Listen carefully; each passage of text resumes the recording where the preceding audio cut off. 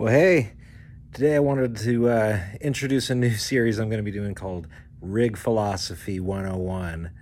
And the topic I'd like to start off with is why you would want to use not just a tube amplifier, but a vintage tube amplifier in your rig.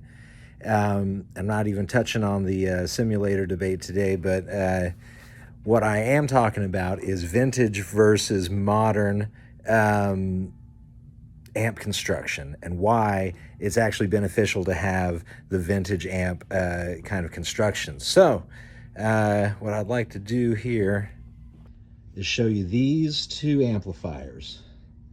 At a quick glance, you can't tell them apart. It's a couple of Blues Juniors, or is it? No. On the left here, I have an amp that I've converted, built inside the carcass of a Blues Junior. And here we have a standard Blues Junior that was recently in for some service. Let's flip these around real quick. Both amps sound great, but there is a difference here in the construction. You notice over here on the Blues Junior, we've got printed circuit boards. And, you know, they make those circuit boards pretty good, but there are some issues that make them hard to service. Basically, the main one is that when you desolder any component, you have to work from the other side of the board. And in order to do that, you've got to take out all of these screws and disconnect all of the knobs to replace one component, right? Over here, we have a point-to-point 6G2 Brown Princeton circuit that I've added reverb to. I'll talk more about that later. But what we have here is an eyelet board.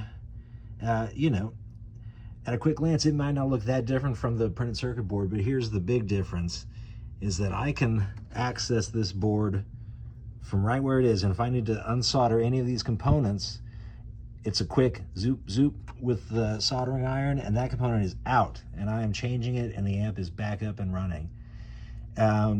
Another thing to point out is the tube sockets, which on the Blues Junior are actually mounted to the printed circuit board rather than to the chassis, and it works great, right? But over time, putting tubes in and out, and I mean, like, talking on the scale of decades of time, which I would like my amplifier to last decades and decades, you know, if not until the sun consumes the earth, right? But over decades of putting new tubes in there, wiggling them around, or getting jostled in the back of the van or whatever, those tube sockets mounted directly to the PCB can start to create loose solder joints, can start to crack the PCB, and then you've got issues, right? And once again, it takes a little bit more effort to get at the components in here, to get at the thing to repair it. The other thing is that if anything goes wrong with that printed circuit board, i.e., you know, some of the traces burn up, you're looking at replacing the trace, flying a wire, or doing some funky weird stuff to get it to work again. In a point-to-point wired amplifier, the wires or the components themselves are the traces, right? So if a component goes bad, you replace that component. If a wire, you know, if you need to replace a wire, you just unsolder that wire and replace it.